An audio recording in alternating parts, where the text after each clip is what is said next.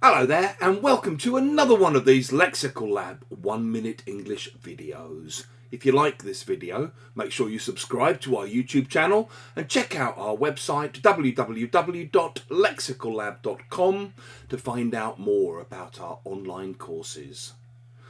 Last Friday, my son came home from school moaning about one of his teachers. Apparently, every second Friday, every other Friday, he has one particular lesson at the end of the day. And without fail, this teacher always gives the whole class a detention. The reasons seem to vary, but there's always a 15-minute detention.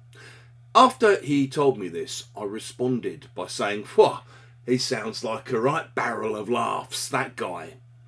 If you say that someone sounds like a right barrel of laughs, you mean they don't sound fun at all. It doesn't sound enjoyable being around them. It's usually used ironically, so you might have somebody telling you, for example, about a film they've been to see, and the film sounds particularly heavy, particularly harrowing and depressing. When they finish telling you the plot, you might respond by saying, "Whoa, sounds like a right barrel of laughs, that. I think I'll give it a miss." You also often hear things described as not exactly a barrel of laughs. Again, meaning not fun, not enjoyable.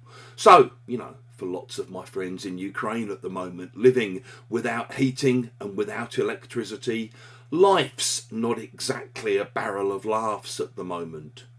Maybe you're discussing a colleague or a friend of yours and somebody says, "Yeah, he's a bit serious, that guy, isn't he? Phew, I know, not exactly a barrel of laughs, eh?" And maybe where you work, you're facing the threat of redundancies. So life in the office isn't exactly a barrel of laughs at the moment. If you've enjoyed this video, please do click the like button. Please share it on social media with your friends, your students, your colleagues, and in the comments section below, we'd love to see examples of how you might use a right barrel of laughs or not exactly a barrel of laughs.